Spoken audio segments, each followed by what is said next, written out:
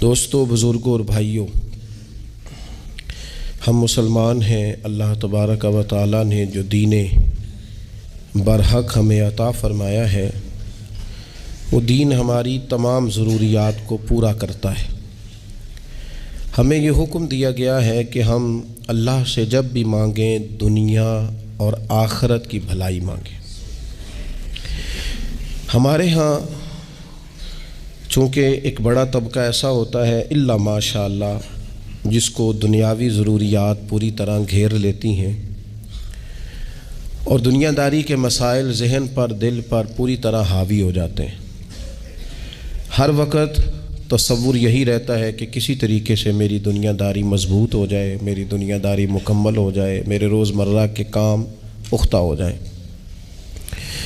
اس کا لازمی نتیجہ یہ نکلتا ہے کہ انسان دینی کاموں کو بھی معاذ اللہ دنیا کے لیے کرنا شروع کر دیتا ہے۔ کعبۃ اللہ میں جا کر بھی، بیت اللہ شریف کا طواف کر کے بھی، حجر اسود کے بوسے کے بعد بھی، مقام ابراہیم پر نفل پڑھنے کے بعد بھی، حتیٰ کہ نبی اکرم صلی اللہ علیہ وسلم کی بارگاہ عالی مرتبت کی حاضری کے دوران بھی الا ماشاء اللہ لوگ دنیا ہی مانگتے رہتے ہیں۔ حاضری کے دوران بھی الا ماشاء اللہ لوگ دنیا ہی مانگتے رہتے ہیں۔ میرا فلانا کام ہو جائے، میرے بچوں کے معاملات سنور جائیں، فلاں کا مستقبل بہتر ہو جائے۔ دنیا کی خیر اللہ سے مانگنا برا نہیں، لیکن صرف دنیا ہی مانگنا اور اپنی آخرت کو فراموش کر دینا۔ اللہ فرماتے ہیں وَالْآخِرَةُ خَيْرٌ وَأَبْقَىٰ، آخرت تمہارے لیے بہتر بھی ہے اور ہمیشہ باقی رہنے والی بھی ہے۔ قرآن مجید نے سورہ بقرہ کے اندر قریش مکہ کی اس عادت کا ذکر کیا ہے۔ فرمایا جب وہ حج کرتے تو ان کا طریقہ یہ تھا کہ وَمِنَ النَّاسِ مَن يَقُولُ رَبَّنَا آتِنَا فِي الدُّنْيَا، ان میں سے کچھ لوگ یہ کہا کرتے تھے کہ یا اللہ ہمیں دنیا عطا کر دے، ہمیں دنیا دے دے۔ رب فرماتا ہے وَمَا لَهُ فِي الْآخِرَةِ مِنْ خَلَاقٍ، ان لوگوں کا آخرت میں کوئی حصہ نہیں۔ مانگی بھی ہے تو صرف دنیا، حج کر کے بھی دنیا، اللہ کے گھر جا کے بھی دنیا، شیخ کا بیعت ہو کے بھی دنیا، دینی محفل سے مراد بھی یہ، دینی اجتماعات کر کے بھی، دینی مدارس قائم کر کے بھی، خانقاہ کا مسجد کا ماحول بنا کے بھی، اس سے بھی مطالبہ فقط دنیا کا۔ ان کفار کی اس عادت کو ذکر کر کے ہمیں سمجھایا گیا کہ جو فقط دنیا مانگتا ہے اس کا آخرت میں کوئی حصہ، اور فرمایا کچھ لوگ ایسے ہیں وَمِنْهُمْ مَنْ يَقُولُ رَبَّنَا آتِنَا فِي الدُّنْيَا حَسَنَةً، اچھا انہوں نے دنیا بھی مانگی تو صرف دنیا مانگی، حسنہ نہیں مانگی۔ اور یہاں فرمایا کچھ لوگ ایسے ہیں جو رب سے کہتے ہیں یا اللہ ہمیں دنیا میں بھی بھلائی عطا فرما، دنیا بھی دے تو حسنہ دینا، وہ دنیا دینا جو ہمارے دین کو تقویت دے، وہ دنیا دینا جو ہمارے اعمال حسنہ کو مضبوط کرے، دینی معاملات کو تقویت دے، دنیا بھی وہی عطا فرما۔ اور ساتھ کہتے ہیں وَفِي الْآخِرَةِ حَسَنَةً، یا اللہ ہمیں آخرت میں بھی بھلائی ہی عطا فرما، وَقِنَا عَذَابَ النَّارِ، اور ہمیں دوزخ کے عذاب سے بچا، اولئک لہم نصیب مما کسبوا، فرمایا ایسوں کو ان کی کمائی ہی ملے گی، جو انہوں نے کیا ہے وہ خوش نصیبی انہیں ضرور میسر آئے گی، چونکہ دنیا بھی مانگ رہے ہیں، آخرت بھی مانگ رہے ہیں۔ ہمیشہ کوئی بھی کام کریں کسی قسم کا بھی، اس میں یہ دیکھیں کہ کیا اس میں میرے لیے کوئی ذخیرہ آخرت بنے گا، کیا یہ کام میری قبر میں، حشر میں، قیامت میں میرے لیے کوئی فائدہ مند ہوگا۔ میں بڑے درد سے عرض کرتا ہوں بعض لوگ دینی کام کرتے ہیں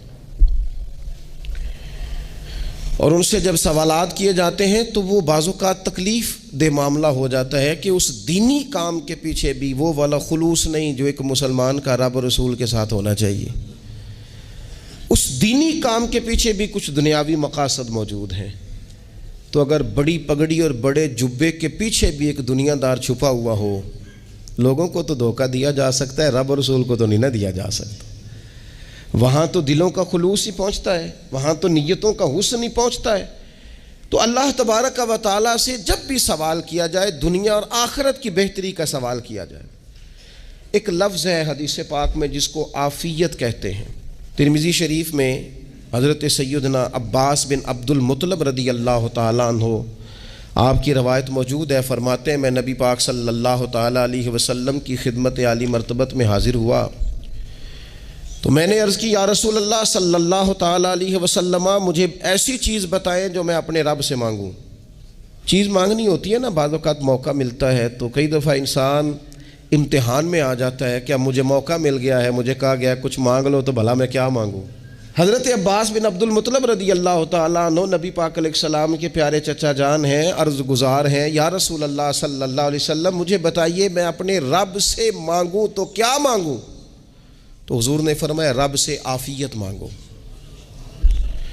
کہتے میں کچھ دن رکا، کچھ دنوں کے بعد پھر حاضر بارگاہ ہوا اور عرض کی یا رسول اللہ صلی اللہ تعالیٰ علیہ وسلم مجھے بتائیے میں اپنے مالک سے مانگوں تو کیا مانگوں؟ تو حضور نے پھر فرمایا اللہ سے مانگنا تو عافیت مانگنا۔ بزرگ فرماتے ہیں یہ عافیت کیا ہے؟ عافیت یہ ہے کہ یا اللہ ظاہری پریشانیاں، باطنی پریشانیاں، اے اللہ ظاہر کے میل کچیل بھی دور ہو جائیں، باطن کے بھی دور ہو جائیں، اے اللہ ہر معاملے میں، ہر آزمائش میں، ہر دکھ میں ہمیں تیری پناہ نصیب ہو جائے۔ یہ عافیت ہے۔ اور صوفیہ کرام فرماتے ہیں عافیت سے بڑی نعمت کوئی نہیں اگر کسی کو میسر آئے تو، عافیت سے بڑا حسن کوئی نہیں اگر کسی شخص کو یہ نصیب ہو جائے۔ اور ایک اللہ والے نے تو ایک اور بڑا خوبصورت ترجمہ یہاں کیا ہے، وہ کہتے ہیں عافیت کا مطلب ہے دل کا قرار، عافیت کا مطلب ہے باطن کا سکون، عافیت کا مطلب ہے انسان کے مزاج کا حوصلہ، ٹھنڈک، بردباری۔ جس بندے کو عافیت نصیب ہو جاتی ہے گویا اللہ اسے سکون کی دولت عطا فرما دیتا ہے، تھوڑے پیسوں میں بھی سکون، بغیر شہرت کے بھی سکون، کوئی بات مان لے تب بھی سکون، کوئی دھتکار دے پھر بھی سکون، لوگوں کی گڈ بک میں ہو پھر بھی سکون، اور اگر لوگ سارے مخالفت میں آ جائیں تو چونکہ اللہ نے عافیت دی ہے پھر بھی سکون۔ اللہ تعالیٰ نے ان لوگوں کو قرار کی دولت، اللہ سے عافیت مانگی جائے۔ اس میں دنیا کی بھی بھلائی شامل ہے، آخرت کی بھی بھلائی شامل ہے۔ نبی اکرم صلی اللہ تعالیٰ علیہ وسلم توجہ دلاتے کہ اللہ سے تم عافیت مانگو، ہمارا نہ جی، کیونکہ سب سے بڑا مسئلہ روحانی تربیت کا ہے۔ ہمارے ہاں باتیں ڈھیر سارے لوگوں کو آتی ہیں اور بہت زیادہ آتی ہیں، منصوبہ بندی کرنا، پلاننگ کرنا، اپنے معاملات کو خود سے کیسے لے کے چلنا ہے، کیسے ٹھیک کرنا ہے، اپنے حق میں دنیا کو کس طرح قائل کرنا ہے، یہ ڈھیر سارے لوگوں کو آتا ہے، اور اپنے حق میں دلائل کس طرح قائم کرنے ہیں، اس میں بہت سارے لوگ خود کفیل ہوتے ہیں، انہیں کسی سے مشاورت کی بھی ضرورت نہیں ہوتی۔ لیکن اللہ کی بارگاہ سے اپنا رشتہ کیسے جوڑنا ہے، مالک سے کرم کا سوالی کس طرح کر کے ہونا ہے، اللہ سے عافیت کا سوال کیسے کرنا ہے، یہ چونکہ روحانی تربیت میں ہمارا مزاج نہیں ہوتا لہذا ہم اس طرف جاتے نہیں۔ ہم وہ اپنی مرضی کی چیزیں، یعنی وظیفہ پوچھ کے گئے ایک صاحب، کچھ عرصے کے بعد آئے ہیں تو آ کے کہتے ہیں مولانا صاحب، پیر صاحب یا قاری صاحب یا فلاں صاحب، کسی سے بھی پوچھ کے گئے کس چیز کو نیک آدمی جانا، پھر لوٹ کر آ کے کہتے ہیں کہ آپ نے وظیفہ بتایا تھا پر کام کوئی نہیں ہوا۔ تو میں تو صاف کہتا ہوں اور کھلے دل سے کہتا ہوں کہ بھئی وظیفہ آپ کو بتایا تھا کہ اللہ کی رحمت متوجہ ہوگی، خدا کی رحمت کو آواز دینے کے لیے وظیفہ دیا تھا، کوئی بھی وظیفہ رب کو مجبور تو نہیں نہ کر سکتا معاذ اللہ۔ اور وظائف کس لیے پڑھے جاتے ہیں کہ جلدی سے معاملات ٹھیک ہو جائیں، میرے حق میں چیزیں بہتر ہو جائیں، تو اللہ کی رضا کے لیے پڑھے جاتے ہیں۔ تو وظائف کو، عبادات کو، نوافل کو، تلاوت کو، درود پاک کو تو رضا الہی کا ذریعہ بنانا چاہیے، لیکن ہم چونکہ ایک پورا الجھاؤ رکھتے ہیں اپنی دنیا داری کے معاملات سیدھے کرنے میں، ایک پورا خیر رکھتے ہیں۔ وہ لوگ ملتے رہتے ہیں مختلف بزرگوں کی نسبت کے تعلق سے، تو بعض جگہوں پہ بعض لوگ بڑے تیز ہوتے ہیں، یعنی ان سے آپ کی ملاقات ہوتی ہے تو بندے کو محسوس ہوتا ہے کہ یار اسے تو پہلے ہی ساری باتوں کا پتہ ہے، اور کئی دفعہ ان سے ملنے کے بعد احساس ہوتا ہے کہ یار اس سے تو تھوڑا سیکھ ہی لیتے تو بہتر تھا، یہ تو بات بڑی آگے نکل گئی۔ سارا پتہ ہوتا ہے، باشعور ہوتے ہیں، لیکن ڈر آتا ہے اللہ سے۔ اتنا باشعور آدمی، سمجھدار، پنچایت، پریا، لوگ، دین، دنیا سارا پتہ ہے، نماز کا ٹائم آ گیا تو وہ چھپتا پھرتا ہے، اس کی طبیعت پر بوجھ بن رہا ہے معاذ اللہ اللہ کے حضور حاضر ہونا، اسے خیر کا کام کرنا پڑ رہا ہے تو وہ ادھر ادھر نکلتا جا رہا ہے۔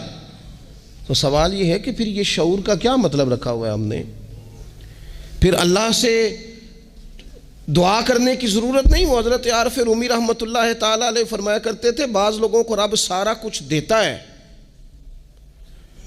سجدے کی توفیق نہیں دیتا۔ اس کا مطلب یہ ہے کہ وہ کہتا ہے یہ سارا کچھ لے اور نکل جا، میرے گھر نہ آنا، رکھ سارا کچھ پاس۔ رب سے عافیت مانگی جائے، اس سے اس کا فضل مانگا جائے، اس سے اس کا کرم مانگا جائے۔ اللہ کے پیارے رسول صلی اللہ تعالیٰ علیہ وآلہ وسلم اس عافیت مانگنے پر زور دیتے، توجہ دیتے۔ میں آپ کو صحیح بتاتا ہوں، رب نے اگر کسی بندے کو عافیت میں رکھا ہو نا تو حالات کیسے بھی برے چل رہے ہوں اس کا بگاڑ کچھ نہیں سکتے۔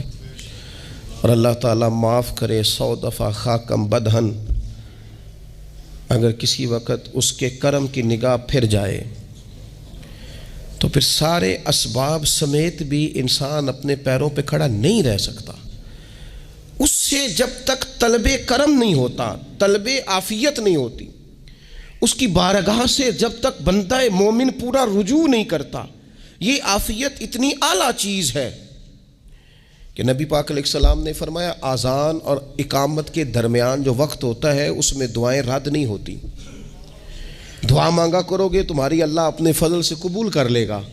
عرض کی یا رسول اللہ کیا مانگے؟ تو فرمایا عافیت مانگو رب سے۔ حضرت انس بن مالک حدیث کے راوی ہیں رضی اللہ تعالیٰ عنہ، یہاں بھی فرمایا یہ عین قبولیت کا ٹائم ہے، اب اللہ سے عافیت مانگ لو، اس کی پناہ۔ ہم دعاؤں میں بھی محدود ہو جاتے ہیں۔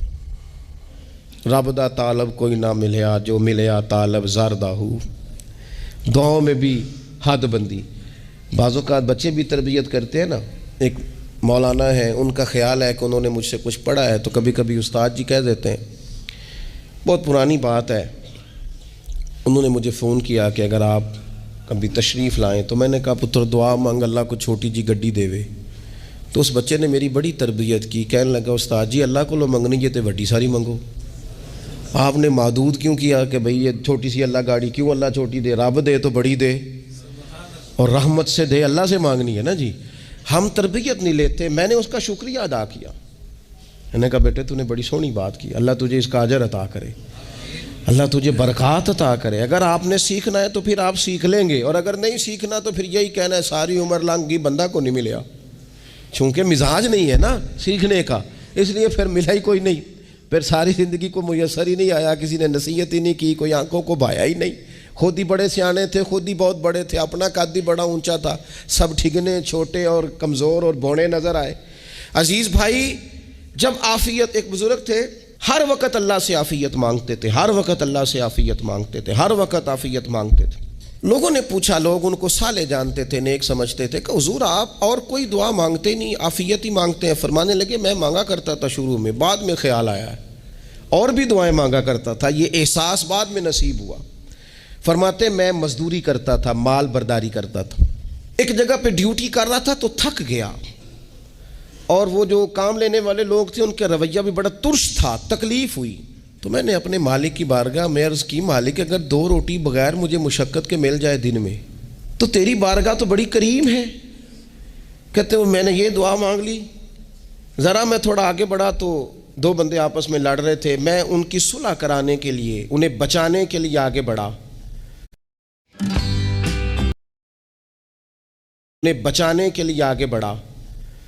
تو میں جس کو چھڑا رہا تھا دوسرے نے میرے اوپر ضرب لگا دی، میرا بھی سر پھٹ گیا۔ تھوڑی دیر کے بعد وہاں پولیس آ گئی، وہ تینوں کو لڑنے والا سمجھ کے اٹھا کے لے گئے، مجھے جیل ہو گئی۔ 2 روٹیاں بغیر مشقت کے روز ملنی شروع ہو گئی۔ دعا مانگی تھی نا کہ یا اللہ 2 روٹیاں مل جائے نا بغیر مشقت کے، کہتے ہیں وہ 2 روٹیاں روز ملتی، کوئی کام نہیں کرنا پڑتا تھا، پر جیل ہو گئی۔ فرماتے ہیں میں بڑا پریشان تھا، روز روٹیاں پابندی سے آتی اور بہترین آتی، کھانا ملتا۔ پھر کچھ عرصے کے بعد میں نے سوچا کہ یار یہ دعا تو قبول ہو گئی نا تیری، اب تو اگر اس پر کوئی الگ بات کرے گا تو وہ تو غلط کرے گا. کہتے پھر خود ہی میرے دل میں اللہ نے بات ڈالی اور میں نے عرض کی مالک 2 روٹیاں نہیں, مجھے تو عافیت چاہیے. مجھے تو عافیت دے, میرے اوپر تو کرم فرما, تو نظر رحمت کر, جے ایک قطرہ بخشے مینوں, ایک قطرہ بخشے مینوں تے کام بن جاندا ہی میرا. مہربانی کر, عافیت عطا کر. فرماتے پھر خدا نے کرم کیا, کہاں سے اسباب بنے میرے جیل سے چھوٹنے کے, کون کون میرے ضمانتی بنے اللہ ہی جانتا ہے. فرماتے ہیں دروازے بھی کھل گئے, رزق بھی ملتا ہے, صحت بھی میسر ہے, سجدہ بھی کر لیتا ہوں, سویرے تلاوت بھی کرتا ہوں, شام کو مدینے والے کی بارگاہ میں رج کے درود و سلام بھی عرض کرتا ہوں, میں ممکن ہوتا ہے تو کسی غریب کی داد رسی بھی کرتا ہوں. اب سمجھ آئی ہے ربنا آتنا فی الدنیا حسنۃ وفی الآخرۃ حسنۃ وقنا عذاب النار. اب سمجھ آئی ہے رب سے جب بھی مانگنا ہے عافیت ہی مانگنی ہے, اس سے کرم مانگ. ہم نے محدود دعائیں رکھی ہوئی ہیں, محدود. وہ جی فلانا کام میرا ہو جائے تو بھئی وہ ایک ہو گیا, اس کے بعد پھر نئی ٹینشن بن جائے گی. نہیں, میں جی بچوں کی شادی کر لوں جی پھر میں فارغ ہوں. آپ شادی کر کے دیکھیں, لاگ پتہ جائے گا کیسے فارغ ہوتے ہیں. آپ یہاں رکتے کیوں ہیں؟ آپ خدا سے عافیت کیوں نہیں طلب کرتے؟ اس کی بارگاہ سے وہ کیوں نہیں مانگتے کہ جو ایک قطرہ ملے تو دنیا اور آخرت کے سارے کام ہو جائے؟ اس سے اس کی رحمت کا سوال کرے, اس سے اس کے کرم کا سوال کرے. اللہ کی بارگاہ میں بھی حاضر ہونا اور جچی تلی اور جناب ناپ تول کر اور محدود چیزوں کا سوال کرنا, مالک سے مانگیں. اور وہ جب دیتا ہے تو دیتا بھی بے حساب ہی ہے. وہ جب عطا کرتا ہے تو کرم کے دروازے کھول کے عطا کرتا ہے, ورنہ تو ایک الجھن سے انسان نکلتا ہے دوسری میں الجھ جاتا ہے. ایک گتھی کو سلجھاتا ہے, پھر اقبال رو پڑے تھے, کہنے لگے میں عقل کی گتھیاں سلجھا چکا ہوں, یا رب مجھے صاحب جنوں کر دے. اللہ یہ بڑا میں نے ہیر پھیر دیکھ لیا, مجھے دیوانہ بنا. اب مجھے جنون ہو, اب میں کسی کے لیے رویا کروں, اب میں کسی کی یاد میں تڑپا کروں, اب میں رات کسی کے لیے میری آنکھیں بیدار رہیں. یہ بڑی ہو گئی دنیا داری, عقل کی گتھی حالانکہ نہیں سلجھتی, پر اقبال کہتے ہیں عقل کی گتھیاں سلجھا چکا ہوں, یا رب مجھے صاحب جنوں کر دے. اور پھر کہنے لگے بجھی عشق کی آگ اندھیر ہے, اب یہ مسلمان نہیں یہ خاک کا ڈھیر ہے, تو مٹی بن کے رہ گیا. کیا کہاں اپنی ساری توجہات کا قبلہ کس چیز کو؟ میرے عزیزو, اللہ سے عافیت. نبی پاک علیہ الصلوۃ والسلام نے ایک شخص سے پوچھا کیا دعا مانگ رہے ہو؟ تو اس نے کہا یا رسول اللہ میں اللہ کی بارگاہ میں صبر کا سوال کر رہا ہوں. تو حضور فرمانے لگے صبر تو مصیبت پر ہوتا ہے. یا رسول اللہ پھر کیا مانگوں؟ آپ ان جملوں اور لفظوں کی گہرائی کو سمجھیں. صبر کے لیے تو پہلے مصیبت آئے گی, پھر صبر آئے گا. تو یا رسول اللہ کیا مانگوں؟ فرمایا تو رب سے عافیت مانگ. مانا کیا ہے؟ مصیبت آئے کیوں؟ جوائنٹ آن. اللہ تجھے اپنی حفاظت کے حصار میں لے لے. وہ وقت ہی کیوں آئے کہ جب تیری طبیعت الجھ جائے, جب تو پریشان ہو جائے, جب تو تو اللہ سے عافیت مانگنا. جب تو عافیت مانگے گا تو اگر کبھی مشکل آئے گی بھی نا, تو خدا پھر اپنے فضل سے مشکل سے نکلنے میں رستہ بھی بڑی جلدی عطا فرمائے گا اور تیرے اوپر فضل فرمائے گا. اگر عافیت, یہ جو ہم نبی پاک کی امت ہے نا, تو یہ ہمارے گرد اللہ کے فضل اور اس کی رحمت کا حصار ہے. یہ حصار ہے ہمارے گرد. وہ درویش نے کہا تھا نا کہ کروں شکر کتنا اور کروں فخر کتنا کہ تیرے کرم نے مجھے فائز المرام کیا. دیکھو بنا کے سید عالم کا امتی مجھ کو گناہ سے پہلے ہی بخشش کا انتظام کیا. ابھی میں نے غلطی کی نہیں, لیکن مجھے حضور کا غلام بنا دیا, بخشش کا بندوبست پہلے ہو گیا. اپنے مالک سے بیمار بھی اس سے عافیت مانگیں, مقروض بھی اس سے عافیت مانگیں, بے اولاد بھی اس سے عافیت ہی مانگیں, صاحب اولاد بھی اس سے عافیت ہی مانگیں, جو دولت کے حصول کے رزق حلال کے خواہش مند ہیں وہ بھی اس سے عافیت مانگیں, اور جن کی جھولی اس نے بھر دی ہے وہ بھی اپنے رب سے عافیت ہی مانگیں. مالک سے جب سوال کریں, ایک بزرگ تھے انہوں نے تو اپنی انگوٹھی میں لکھوا لیا تھا کہ یا اللہ مجھے عافیت عطا فرما. مگر جب بھی دیکھتا ہوں یاد آ جاتا ہے کہ اللہ سے عافیت مانگنی. اپنے مالک کی بارگاہ کے اندر دیکھو, میں نے دیکھا ہے وہ کسی نے کہا تھا کہ تیری خواہش ہے کہ وہ تیری آرزو کرے پوری، اور میری خواہش ہے کہ تیری آرزو بدل جائے۔ کچھ لوگ ایسی خواہشات بھی لے کے آتے ہیں کہ جو پوری نہ ہو تو بہتر ہوتا ہے۔ اس لیے آپ کو پتہ ہے موت مانگنا جائز نہیں دین میں۔ مصائب سے گھبرا کر، مشکلات سے گھبرا کر، زندگی کے مد و جزر سے پریشان ہو کر موت کا سوال کرنا جائز نہیں۔ کس طرح جائز ہے؟ ان لفظوں کے ساتھ دعا کر سکتا ہے کہ یا اللہ جب تک میری زندگی بہتر ہے مجھے زندہ رکھ، اور جب میرا دنیا سے جانا بہتر ہے پھر تو مجھے اپنی بارگاہ میں بلا لے۔ یہ بھی کیا ہے؟ یہ بھی عافیت کا سوال ہی ہے کہ یا اللہ رکھ بھی تب تک جب تک رہنا بہتر ہے۔ نبی پاک نے بھی ارذل العمر ہونے سے پناہ مانگی۔ ہمارا یہ مزاج بن گیا ہے کہ ہم اپنے حق میں ایسی چیزوں کا سوال کر رہے ہوتے ہیں جو کئی دفعہ ہمیں مل جائیں تو ہمارا نقصان کریں۔ قرآن حکیم ایک جگہ پہ اللہ کریم نے فرمایا ہے کہ اگر سب لوگوں کو مال دے دوں تو بغاوت کریں، فساد ہو جائے۔ کیا مانا؟ کہ اپنا نقصان کر بیٹھے لوگ۔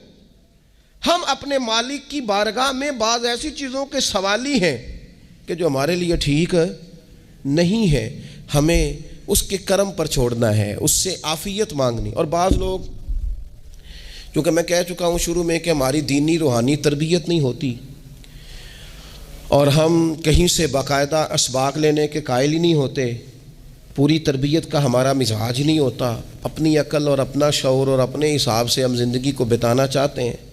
اور یہ جو میرا دور ہے یہ ویسے ہی الجھا ہوا زمانہ ہے، اللہ ماشاء اللہ، پتہ نہیں کوئی کیا بول رہا ہے، کوئی کیا کہہ رہا ہے، ایسے جیسے کوئی میلہ لگا ہوا ہے، اور کان پڑی آواز سنائی نہیں دے رہی۔ جس کی دکان پر کوئی گاہک نہیں وہ بھی کہہ رہا ہے لائنیں بنا لو۔ ایسا الجھا ماحول ہے اور ایسی آزمائش ہے کہ لوگ بیچارے پریشان ہیں۔ دیکھیں جب تربیت کے ساتھ انسان آگے بڑھتا ہے نا، ہمارے پاس مقتدا ہے اللہ رسول کا کلام، ہمارا پیشوا ہے رب رسول کا فرمان۔ جب ہم کتاب و سنت کی روشنی میں آگے بڑھتے ہیں تو پھر ہمارے لیے منزل آسان بھی ہوتی ہے اور قریب بھی ہوتی ہے، پھر ہمارے لیے آگے کی طرف سفر کرنا، آگے بڑھ جانا یہ آسان ہوتا ہے۔ آپ غور کریں جو لوگ دنیا میں کامیاب رہے، بھلا کس طرح کامیاب رہے؟ وہ اس طرح کامیاب رہے کہ انہوں نے نا اپنے رب سے عافیت مانگی، اللہ تعالیٰ نے خود بخود ان کے لیے رستے بنائے۔ آپ تاریخ پڑھیں گے بعض لوگوں کی تو لگ نہیں رہا تھا کہ وہ اتنی کامیابی حاصل کریں گے۔ دیکھ لیں آپ، حضرت غوث اعظم جیلانی رضی اللہ تعالیٰ عنہ بغداد شریف تشریف لاتے ہیں تو ان کی کیفیت یہ ہے کہ پتے کھا کے گزارا کرنا پڑتا ہے، یعنی پیچھے کوئی ایسا بیک گراؤنڈ کسی کا بنایا ہوا ادارہ، کوئی بڑی خانقاہ، کوئی بڑے لمبے چوڑے والد صاحب کے مریدین، کوئی بڑا لمبا سلسلہ نہیں مل رہا۔ ان کو بظاہر پتے کھا کے گزارا کرنا پڑتا ہے، لیکن چونکہ وہ نکلے ہیں اللہ کی مدد کے ساتھ، انہیں اللہ نے تائید دی ہے، فضل فرمایا ہے، تو نتیجہ یہ نکلا ہے کہ 70 ہزار بندہ ایک ایک وقت میں تربیت لینے کے لیے ان کے سامنے موجود ہے۔ یہ اللہ نے اسباب بنائے ہیں، کیونکہ جب رب عافیت عطا کرتا ہے تو پھر اللہ اسباب بھی پیدا فرماتا ہے۔ ہمارا ذہن تو تھک جاتا ہے سیاست کرتے کرتے، ہم تو جناب پوری ترتیب سے ہمیں سلیقہ آتا ہے کس طرح کر کے کس بندے کو کیسے قائل کرنا ہے، پورے طور پر ہم وہ ساری زندگی سیاست کرتے رہتے ہیں۔ وہ خاندانوں میں بھی چلتی ہے، گلی محلے میں بھی چلتی ہے، دوستوں میں بھی چلتی ہے، اور بعد میں پتہ چلتا ہے کہ یہ پتے کھیل کون رہا تھا، اصل میں صلح کرانے والا تھا کہ لڑائی کرانے والا تھا، یہ سب کا خیر خواہ تھا، یہ سب کی ذہن کے اندر فطور کی آمیزش ہی اس شخص کی وجہ سے تھی۔ ہم چونکہ وہ خاص عافیت اللہ سے نہیں مانگتے، ہماری مخصوص سیاست ہوتی ہے سبھی کو راضی رکھو، اس کا نتیجہ یہ نکلتا ہے کہ ایک ٹائم آتا ہے کوئی بھی راضی نہیں رہتا۔ ہم اگر اپنے مالک کی طرف رجحان کریں اور اللہ نے جو ہمیں شعور دیا ہے اس شعور کو لے کر اللہ کی بارگاہ کی طرف بڑھیں، آپ یقین کریں اعلیٰ حضرت بریلوی رحمۃ اللہ علیہ کی کتابیں ہیں، ایک ایک کتاب پر پی ایچ ڈی ہو رہی ہے، اور انہوں نے 150 سال پہلے بیٹھ کر جو کچھ لکھا تھا بین ہی لفظ بلفظ اس کی ضرورت آج محسوس ہو رہی ہے اور آنے والے وقت میں بڑھ رہی ہے۔ لیکن ان کے پاس کوئی ٹیم نہیں تھی، 50 لوگ نہیں تھے جو ان کے پاس بیٹھ کے لکھواتے، اپنا پریس نہیں تھا، ایسے لوگ نہیں تھے کہ جن کو پتہ ہوتا کہ کتاب ہم کل چھاپیں گے اور اتنے فیصد یہ مارکیٹ میں نکل بھی جائے گی، ایسا کچھ نہیں تھا۔ کیا تھا؟ اللہ کی مدد ساتھ تھی، تائید ایزوی ساتھ تھی، اللہ نے اپنی عافیت میں رکھا تھا۔ وہ قرآن مجید کی آیت کا ترجمہ کرتے ہیں نا اعلیٰ حضرت، اہدنا الصراط المستقیم، یا اللہ ہمیں سیدھی راہ پہ چلا۔ بہت سارے مفسرین نے کہا اے اللہ ہمیں سیدھا راستہ دکھا، فرماتے ہیں اے اللہ ہمیں سیدھی راہ پر چلا۔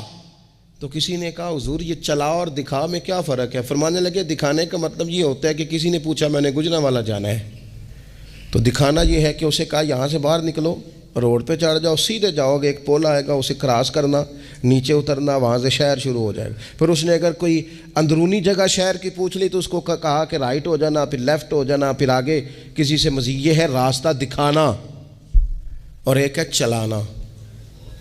اس نے کہا میں نے گجرانوالہ جانا ہے، تو اس نے کہا ساتھ بیٹھنا میری گاڑی پہ، جہاں تو نے جانا ہے میں چھوڑ کے آتا ہوں۔ یہ راستے پہ چلانا ہے، یہ مقام تفکر ہے، آپ اس پر غور فرمائیں گے۔ کہتے ہیں یا اللہ تو ہمیں راستہ دکھائے گا، اور دکھاتا ہے، لیکن چاروں جانب شیطان بھی تو بیٹھا ہے نا، فتنے بھی تو ہے نا، تو اگر تیری رحمت ساتھ رہے، مانا کہ محبت کے سفر میں ہر گام پہ 100 مشکل ہے، لیکن یہ سفر آسان بھی ہے اگر ساتھ تمہارا ہو جائے۔ اگر تو ساتھ چلے تو پھر یہ سفر مشکل ہے۔ وہ ہارون رشید نا اپنے محل کی چھت پہ ٹہل رہا تھا، سب سے اوپر والے چوارے پر، نیچے سے حضرت بہلول دانا گزر رہے تھے، اوپر اس کے ساتھ سپاہی بھی تھے، گن مین بھی تھے۔ اس نے کہا یہ بابا تو ذرا اوپر اٹھاؤ۔ انہوں نے ایک ڈولی، ایک ٹوکری سمجھ لیں، اس کو رسیاں باندھ کے نیچے پھینکا۔ نیچے جو سپاہی تھے ان کو کہا کہ یہ بابا جی کو پکڑ کے اس میں بٹھاؤ۔ انہوں نے جبرن تھاما بابا جی کو، اس میں ڈالا، اوپر والوں نے کھینچ لیا۔ 2-3 منٹ لگے۔ ہارون رشید کے سامنے حضرت بہلول دانا پہنچ گئے تو تھوڑے ناراض بھی ہوئے کہ یہ کوئی طریقہ تو نہیں نا بلانے کا۔ ملاقات ہوئی تو کہا کیوں بلایا؟ کہنے لگا ایک مسئلہ پوچھنا تھا۔ فرمانے لگے بادشاہ ہے نا، تیرے مسئلے پوچھنے کا بھی اپنا ہی انداز ہے، پوچھ مسئلہ۔ کہنے لگا بابا پوچھنا تھا کہ آپ اللہ تک کیسے پہنچے؟ حضرت بہلول دانا چپ کر گئے۔ 2-4 منٹ کے بعد کہنے لگے جس طرح ابھی زمین سے تیرے تک نہیں پہنچا، بالکل اسی طرح ہی پہنچ گیا ہوں رب کریم کی بارگاہ تک، اور وہ بھی جو اس نے کرم فرمایا ہے، ورنہ میں تو نہیں سمجھتا کہ میں پہنچ گیا ہوں، وہ بھی اگر تیری خوش گمانی ہے۔ تو ہارون رشید کہنے لگا مجھے سمجھ نہیں آئی۔ فرمانے لگے تو بادشاہ جو ہے اتنی جلدی کیسے سمجھ میں آئے گی تجھے بات؟ فرمانے لگے اگر میں تجھ سے ملنا چاہتا نا تو میں ایک درخواست لکھتا، پھر کسی وزیر سے سفارشی سائن کراتا، پھر وہ جمع کراتا، پھر مجھے ٹائم ملتا کہ فلاں دن فلاں تاریخ فلاں ٹائم آ جانا، پھر آ کے میں لائن میں لگتا۔ پھر بھی تو بادشاہ ہے، تیرا موڈ بنتا ملنے کا کہ نہ بنتا؟ جب میں چاہتا تو پتہ نہیں کتنا ٹائم لگ جاتا، جب تو نے چاہا ہے نا تو 1 منٹ بھی نہیں لگا۔ فرمانے لگے میں نے دعویٰ ہی نہیں کیا کہ میں جد و جہد کر کے پہنچوں گا، میں نے تو رب کی بارگاہ میں عاجزی کی ہے، پھر رب نے ہی کرم فرمایا ہے، اسی نے مہربانی کی ہے۔ مانا کہ محبت کے سفر میں ہر گام پہ 100 مشکل ہے، لیکن یہ سفر آسان بھی ہے اگر ساتھ تمہارا ہو جائے۔ اس کے کرم کا ساتھ رہا ہے، اس سے عافیت مانگی ہے، اپنے آپ کو اس کے سپرد کیا ہے تو اس نے کرم کر دیا۔ جب تک یہ مزاج نہیں ہم بناتے کہ مالک سے عافیت کا سوال کریں، اپنے آپ کو اپنے رب کے ہاتھوں کے سپرد کر دیں، اتنی دیر تک زندگی میں ٹھہراؤ نہیں آتا، قرار نہیں آتا۔ مشکات میں موجود ہے، اللہ کے پیارے رسول صلی اللہ تعالیٰ علیہ وسلم تیمارداری کے لیے گئے تو صحابہ کرام فرماتے ہیں وہ بندہ نا اتنا پتلا نحیف اور لاغر ہو گیا تھا جس طرح چڑیا کا بچہ ہوتا ہے، کمزوری ضعف طاری تھا۔ تو محبوب کریم نے اسے دیکھا تو بڑے کریمانہ انداز میں کریم فرمانے لگے تو کوئی دعا نہیں مانگتا، تو عافیت نہیں مانگتا اللہ سے؟ عرض کی یا رسول اللہ صلی اللہ تعالیٰ علیہ وسلم، میں نے اپنے رب کی بارگاہ میں عرض کی ہے مالک قیامت کا عذاب بڑا سخت ہے، میں نہیں برداشت کر سکتا، تو نے اگر مجھے کوئی سزا دینی ہے تو یہیں دے لے، قیامت کو نہ دینا۔ تو کہتے ہیں محبوب فرمانے لگے سبحان اللہ، او خدا کے بندے تو رب کی سزا دنیا میں بھی نہیں سہ سکتا، اللہ سے یہ بھی سوال نہ کر، تو رب سے کہہ ربنا آتنا فی الدنیا حسنۃ وفی الآخرۃ حسنۃ وقنا عذاب النار۔ تو رب سے دنیا میں بھی حسنہ مانگ، بھلائی مانگ، تو آخرت کے لیے بھی بھلائی مانگ، تو اس سے عافیت کا سوال کر۔ تو نے یہ سوال کیوں کیا؟ عرض کی یا رسول اللہ کرم ہو گیا ہے، مجھے سمجھ آ گئی ہے، اب میں اسی طرح ہی کروں گا۔ عزیز دوستو، ہم کہاں سہ سکتے ہیں؟ ہم دنیا میں رب کی سزا ہم نہیں سہ سکتے، ہم کمزور ہیں، تو گرمی نہیں سہ سکتے، شدید سردی نہیں سہ سکتے، شدت کی بھوک لوگ نہیں سہ سکتے، کوئی آزمائش نہیں سہ سکتے۔ وہ جو لوگ بعض اوقات کہہ دیتے ہیں نا جی فلاں چیز ہمارے اعمال کا نتیجہ ہے، تو میں کیا کرتا ہوں، نہ کو یار، ہم تو یہ بھی نہیں سہ سکتے، ہم کہاں برداشت کر سکتے ہیں، ہمیں تو وہ معاف ہی فرمائے۔ ہم حساب والے ہیں ہی نہیں، ہم تو صرف معافی والے ہیں۔ ہم سے نہ حساب پوچھے، اس نے حساب پوچھا تو پھر تو بڑی مشکل ہو جائے گی، اگر اس نے حساب پوچھا تو بڑی رسوائی ہو جائے گی، اگر حساب پوچھا تو مشکلات سامنے دکھائی دینے لگ جائیں گی۔ ہم سے تو وہ درگزر والا معاملہ کرے، ہم سے تو وہ کہے جا میں نے محبوب کے صدقے تجھے معاف کیا، جا تیرے لیے رحمت اور بخشش والا فیصلہ کیا۔ وہ کوئی سبب، اس کی رحمت کسی سبب کو دیکھ لے اور درگزر کر لے۔ تو آج کی پوری گفتگو میں آج آپ کو بڑی ذمہ داری سے یہ گزارش کر رہا ہوں، اللہ سے عافیت مانگے، ہر وقت عافیت مانگے۔ میری سالوں سے روٹین ہے، میں دعا مانگتا ہوں، اللہم انا نسألک العفو والعافیت فی الدین والدنیا والآخرہ۔ اور یہ خاموش تبلیغ ہوتی رہی، میں مانگتا رہا، کئی بچوں کو ویسے یاد ہو گئی، اس کو یاد کر لیں، اللہ سے عافیت مانگے، دین میں، دنیا میں، آخرت میں، اس کو اپنا مزاج بنائیں۔ اللہ تبارک و تعالی ہم سب کو عافیت نصیب فرمائے۔ آخر دعوانا الحمدللہ۔